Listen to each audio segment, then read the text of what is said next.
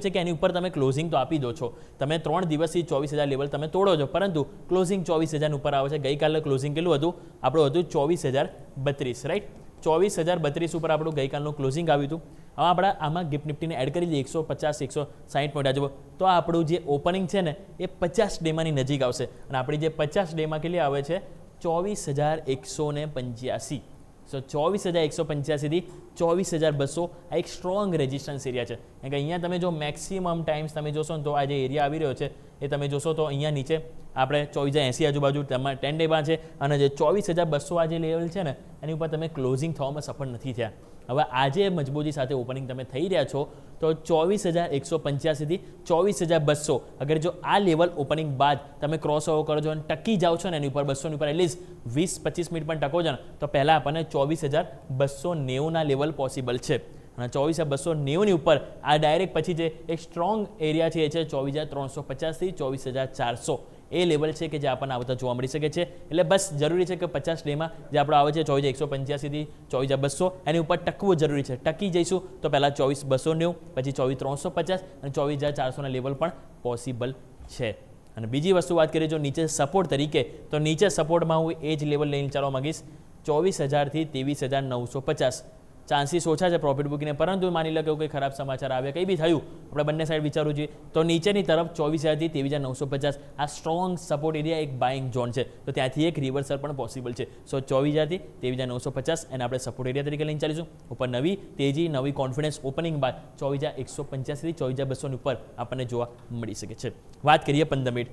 આવો 15 મિનિટ જોઈએ તો ગઈકાલે તમે જો તો આપણને પહેલાં એક ઓપનિંગ બાદ તેજી આવી, તેજી બાદ તમે થોડાક તમે જુઓ તો નીચે પણ આવ્યા. આ તમે ઓપનિંગ બાદ તેજી બાદ નીચે આવે, પછી ફરીથી સરસ ખરીદારી આવી, તમે હાઈ બનાવ્યા, નવા ડે હાઈ, પછી તમે એ જ એરિયામાં કન્સોલિડેટ થઈને તમે ક્લોઝ થયા. એટલે અહીંયા પણ મોમેન્ટમ તમે જુઓ તો એક સારું હતું, કારણ કે જે રીતે તમે જો તો નીચલા સ્તરથી ખરીદારી આવી અને તમે ઓલમોસ્ટ તમે જો ડોજી કેન્ડલ જો એટલે કે પ્લસ સાઇન સાથે તમે અહીંયાથી ક્લોઝિંગ આપ્યું, એ વાત સારી હતી. હવે આજે મજબૂત ઓપનિંગ તમારું થશે તો અહીંયા તમારું થશે, તો તમારો એરિયા છે 15 મિનિટ પ્રમાણે પહેલાં જે એરિયા આવશે તો એ તમારો છે, તમે જો 200 ની ઉપર તમે ટકી જશો તો તમે ઉપરની તરફ પછી 24,290 જેવું તમને કહું છું ને એ લેવલ છે એ અહીંયા ફોકસ કરીશું, જે તમારો મે મહિનાના પહેલા દિવસનો હતો. એટલે કે મે મહિનાનો હાઈની જો વાત કરું તો એ આવે છે 24,290. સો 24,200 બાદ 24,290 આ લેવલ છે કે જે આપણે ફોકસ કરીશું, અને એના બાદ આવશે તો આ છે 24,350 વાળો એરિયા કે જે આપણે વોચ કરીશું. ઓપન ઇન્ટરેસ્ટ 24,000, કારણ કે તમે જો એક સરસ એક્શન ત્યાં જ આપણને જોવા મળી છે. 24,000 ઉપર તમે જોશો તો પુટ રાઇટર્સનો કોન્ફિડન્સ છે ને એ સારી વસ્તુ છે. તમે જો ગઈકાલે કેટલું બધું અપ એન્ડ ડાઉન આપણને જોવા મળે, રાઈટ, પરંતુ 44 લાખ તમે જો કોલ રાઇટર્સ કરતાં પુટ રાઇટર્સનો કોન્ફિડન્સ હતો એની ઉપર, એટલે તમે ક્લોઝિંગ બનાવ્યું. ગઈકાલે બંનેમાં સિમિલર એડિશન થયું, 25-25 લાખની પોઝિશન, નવી એડિશન આપણને બંનેમાં થયું. હવે આજે મજબૂતી સાથે ઓપનિંગ થઈ રહ્યા છે, આપણે ઓલમોસ્ટ 150 થી 200 એરિયાની આજુબાજુ ઓપનિંગ થઈશું, તો 24,000 ઉપર બસ અહીંયા નવું એડિશન આવશે.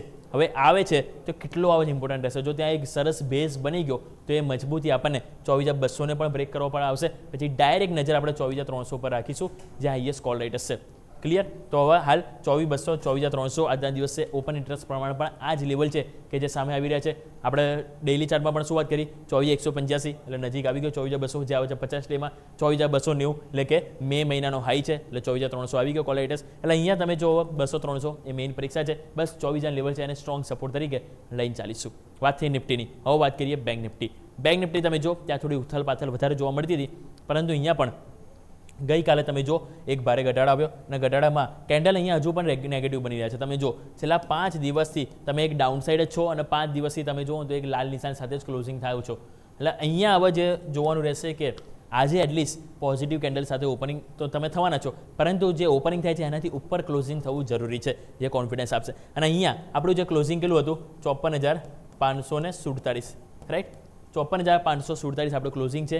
ગિફ્ટ નિફ્ટી પ્રમાણે આપણે ઓપનિંગ દઈશું તો અહીંયા પણ ચાલો 300-500 પોઈન્ટની તેજી આપણે અપેક્ષા રાખીએ, 300-400 પોઈન્ટ.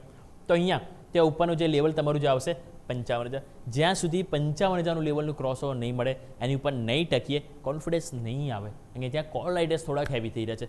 સો 55,000 પહેલાં લેવલ જોઈએ, જો 55,000 ઉપર ટકી ગયા તો બીજા 350 પોઈન્ટની તેજી જોવા મળી શકે છે, જે 10 ડેમાં ટચ કરશે માર્કેટ, અને આવે છે 55,350, અને 55,350ની ઉપર ટકવું જે બહુ સારા સંકેત કહેવાશે, જે પછી 56,000ને પણ લીડ કરશે, ડાયરેક્ટ 50 ડેમાં તરફ માર્કેટને લઈ જશે.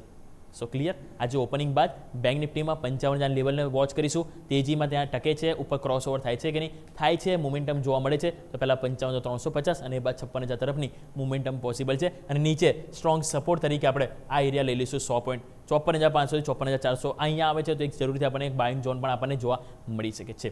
વાત કરીએ 15 મિનિટ. ગઈકાલે તમે જુઓ તો જે રીતે મોમેન્ટમ આપણને જોવા મળ્યું, નિફ્ટીમાં જે રીતે મોમેન્ટમ જોવા મળ્યું, બેંક નિફ્ટીમાં પણ રિવર્સલ તો જોવા મળ્યું હતું. પરંતુ અહીંયા થયું શું, તમે ઘટાડ આવ્યો, પછી એનાથી રિવર્સલ બહુ સરસ આવ્યું. પરંતુ નિફ્ટીમાં શું થયું, એના બરાબરીમાં ક્લોઝ થયું છે. પરંતુ બેંક નિફ્ટીમાં ત્યાંથી થોડાક તમે નીચે આવી ગયા તો કશો વાંધો નહીં. પરંતુ અહીંયા હવે એક કોમન એરિયા આ તમારો છે, જો કહું 54,500 એક સ્ટ્રોંગ સપોર્ટ એરિયા છે. એ તમે જુઓ તો એપ્રિલ મહિનાના છેલ્લા દિવસે પણ ત્યાંથી માર્કેટ રિવર્સ થયું હતું અને ગઈકાલે પણ તમે જો માર્કેટ ત્યાંથી જ રિવર્સ થયું. એટલે હવે આજે જ્યારે મજબૂત ઓપનિંગ થઈશું તો આપણે વોચ અહીંયા રાખીશું. આ 55,000 લેવલ છે જેને ક્રોસઓવર થવું જરૂરી. જો થાય છે ક્રોસઓવર તો પછી મોમેન્ટમ બહુ સરસ જોવા મળશે. અને સપોર્ટ તરીકે આ એરિયા આપણે 54,500 54,400 જેને આપણે રિસ્પેક્ટ આપીશું. વાત કરીએ ઓપન ઇન્ટરેસ્ટ. ઓપન ઇન્ટરેસ્ટમાં 55,000 અને 54,500 આ બે તમને જોવા મળશે. 54,500 છે કે જ્યાં તમે જો પુટ રાઇટર્સનો કોન્ફિડન્સ હજુ પણ છે. નો ડાઉટ ગઈકાલે કોલ રાઇટર્સ આવ્યા છે, પરંતુ આજે જો તમે 55,000 ઉપર તમે ક્રોસઓવર મળ્યું તો અહીંયા પુટ રાઇટર્સનું બિલ્ડઅપ બહુ સરસ થશે. અને વોચ આપણું જે હોવું જોઈએ 55,000 ઉપર. કારણ કે ગઈકાલે પુટ રાઇટર્સે થોડીક હાર માની છે, એટલે આજે ઓપનિંગ બાદ અહીંયા એન્ટ્રી થવી જરૂરી છે. એટલા માટે હું કહું છું કે 55,000 ઉપર જો અડધો કલાક ટકીશું તો એ કોન્ફિડન્સ બિલ્ડ કરશે, જે માર્કેટના આગળ 55,350ને અહીંયા કહેવાય ને કે અચીવ કરવામાં એક મદદ કરશે. સો 55,000 તમારું મેક ઓર બ્રેક લેવલ છે. તેજી બાદ અગર જો એ લેવલ તમારું ક્રોસ ઓવર થાય છે તો 55,350 અને 56,000 લેવલ પોસિબલ છે. 54,500 સ્ટ્રીક આપણે અહીંયાથી સપોર્ટ તરીકે વોચ કરીશું. સેમ વે નિફ્ટીમાં આપણે 24,000 લેવલ 23,950 આ સ્ટ્રોંગ સપોર્ટ છે. જ્યાં સુધી નહીં તૂટે મંદી નહીં કરીએ. અને ઉપર આજે 24,200ની ઉપર જો તમે ટકીએ છે તો ઉપર મોમેન્ટમ આપણને પહેલાં 24,290 અને એ બાદ 24,350ના પણ લેવલ આપણને જોવા મળી શકે છે. યસ. ઓકે, તો લેવલ સ્પેસિફિક ધ્યાન રાખવાનું રહેશે. આ બધા જ